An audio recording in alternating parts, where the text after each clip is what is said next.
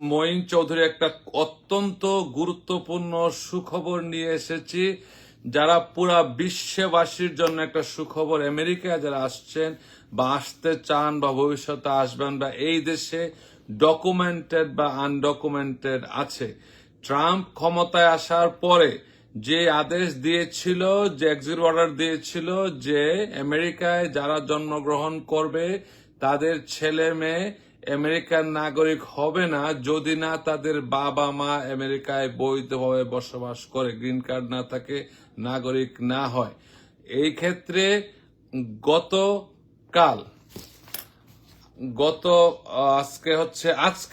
আজকেই ট্রাম্প প্রশাসনের বিরুদ্ধে আমেরিকার সর্বোচ্চ আদালত supreme court of the United states 6-3 decision দিয়েছে। 6-3 মানে আমেরিকার সুপ্রিম কোর্টে 9 জন বিচারক, এর মধ্যে 6 জন এক পক্ষে রায় দিয়েছে এবং 3 জন তার বিরুদ্ধে। 6-3 সিদ্ধান্ত হয়েছে যে ট্রাম্প প্রশাসনের এক্সিকিউটিভ আদেশটা আর কার্যকর থাকবে না।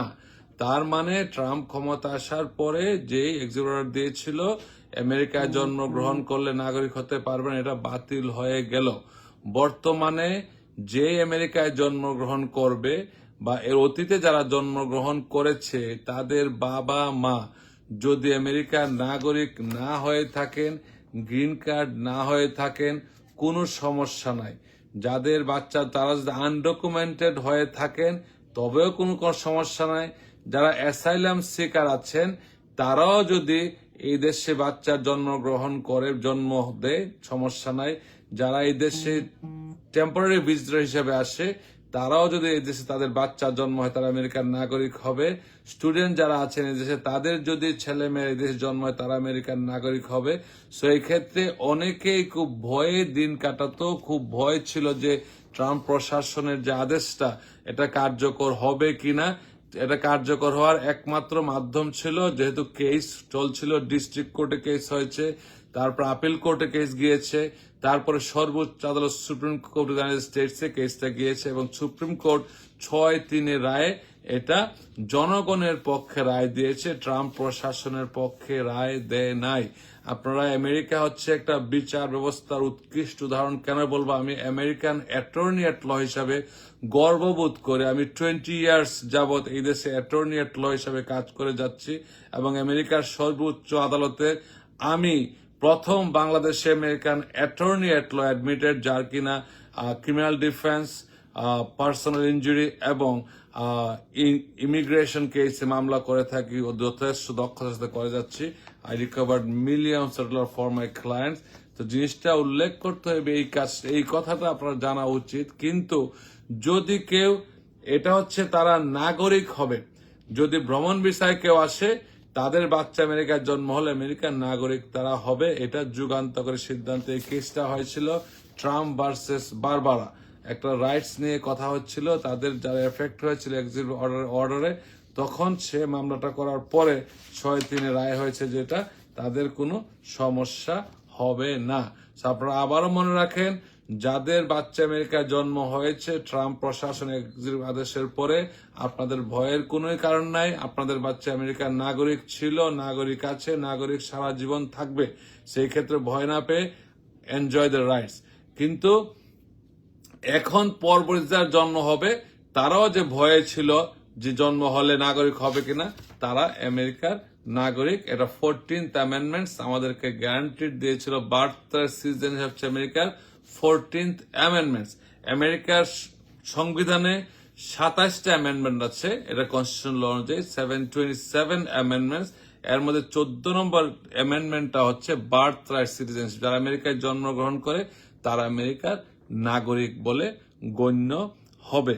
আপনাদের কোনো প্রশ্ন থাকলে প্রশ্ন নিতে পারতাম, কিন্তু আবারও বলছি, ক্লিয়ার করে বারবার বলছি, এই কারণে আপনারা এই প্রশ্নগুলো পরে হয়তো আমাকে করবেন বা কারো কাছে যাবেন জানার জন্য।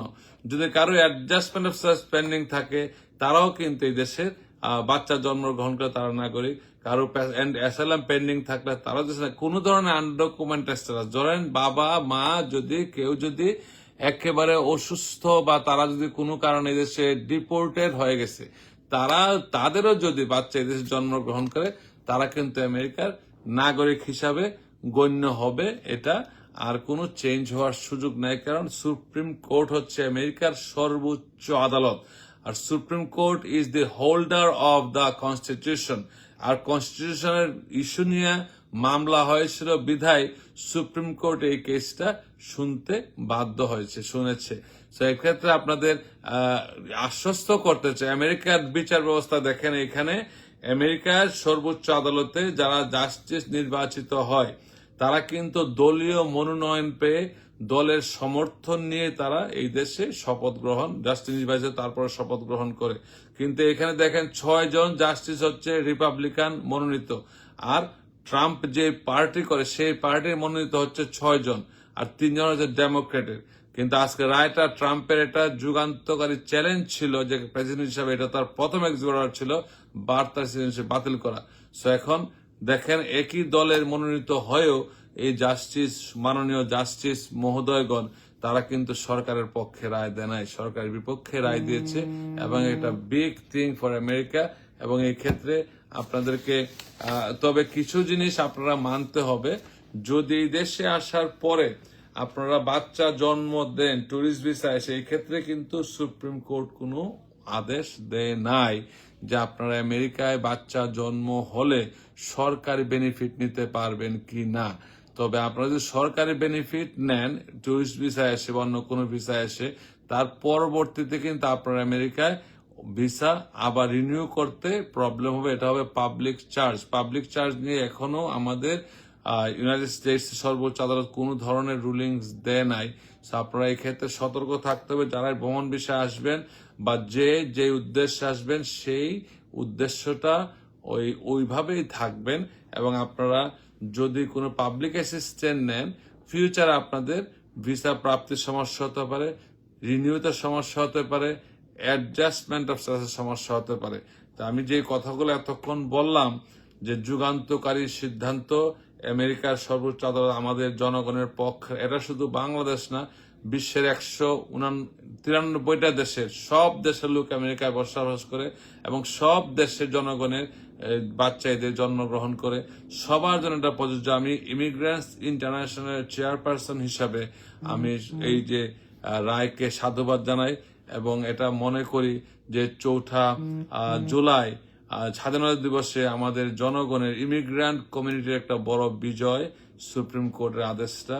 এবং তবে আপনাদের অনুরোধ করবো, আপনার দেশে যে দেশে থাকেন না কেন সে দেশে আইন মেনে চলবেন। দেখেন আপনারা প্যানিক না, আইনের মধ্যে ছিলাম আমরা, আইনগতভাবে মামলা করা হয়েছে এবং আইনগতভাবে আইন আমাদের জনগণের পক্ষে রায় দিয়েছে। সো প্যানিক না হয়ে ইমিগ্রেশন বিষয়ে বলবো, যারা ইমিগ্রেশন নিয়ে দুঃখ কষ্টে আছেন, আপনারা যদি সঠিক থেকে থাকেন আইনের মাধ্যমে সব সমস্যার সমাধান করা সম্ভব।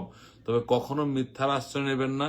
মিথ্যা তথ্য দিয়ে কোনো বেনিফিট নিলে, আজকে ট্রাম্প প্রশাসন না থাকলে অন্য কোনো প্রশাসন আসলো এই সেম আপনাদের দুর্ভোগ পোহাতে হবে।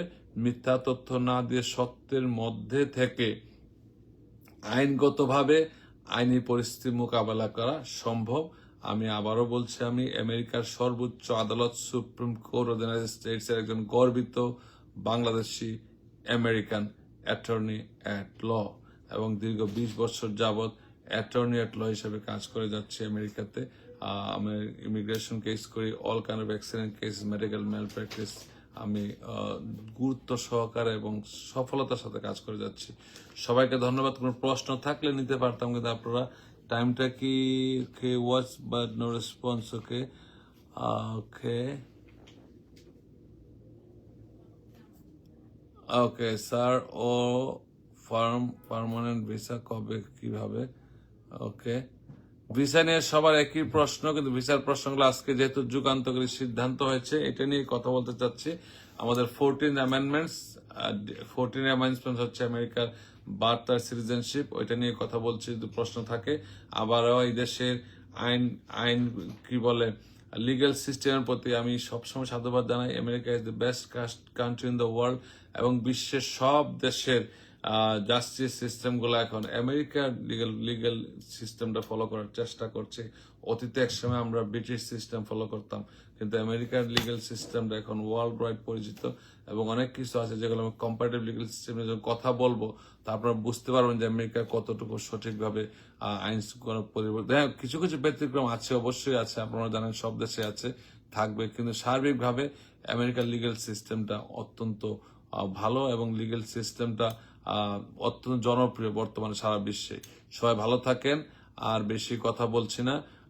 আবারও বলছি, এটা অত্যন্ত সুখবর ইমিগ্রেন্ট কমিউনিটির জন্য, এবং আমি ইমিগ্রেন্টস ইন্টারন্যাশনাল চেয়ারপারসন হিসাবে এই যুক্তরাষ্ট্রের যে সর্বোচ্চ আদালতের রায়কে সাধুবাদ জানাই, এবং জনগণের বিজয় হয়েছে। 4th of জুলাই আসছে আগামী 4 দিন পরে, আপনারা এনজয় করবেন আমেরিকার 250 বছরের স্বাধীনতা। এবং আমরা যারা আমেরিকায় আছি, যারা আমেরিকার নাগরিক, আমরা কিন্তু বর্তমানে আমেরিকান, যে যাই বলেন না কেন, this is our country, we have all rides here. সবাই ভালো থাকেন। কোনো প্রশ্ন থাকলে নিতে পারতাম, আমি বুঝতেছেন আপনাদের প্রশ্ন হয়তো আমি দেখতেছি না। আমি একটু শেয়ার করে নিলে ভালো হইতো, অবশ্য শেয়ার তো করতে পারছি না কেন। ওকে, আপনাদের কোনো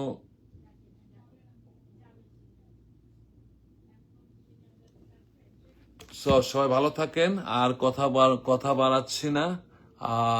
যারা আমেরিকায় থাকেন এই খবরটা সবাইকে পৌঁছে দিবেন, ভয় না পেয়ে। যারা আমেরিকায় জন্মগ্রহণ করেছেন, তারা আমেরিকার নাগরিক ছিল, আছে এবং থাকবেন। কোন একটা দেশের রাষ্ট্রপতি আপনার অধিকারটা খর্ব করতে পারে নাই এবং পারবো না, এবং আপনারা আপনাদের অধিকার এনজয় করেন, কিন্তু মিথ্যা তথ্য দিয়ে কোনো সরকারের সুবিধা নেওয়ার চেষ্টা করবেন, এটা ফিউচারে সমস্যা হতে পারে, হচ্ছে। Thank you so much. খুদা হাফেজ।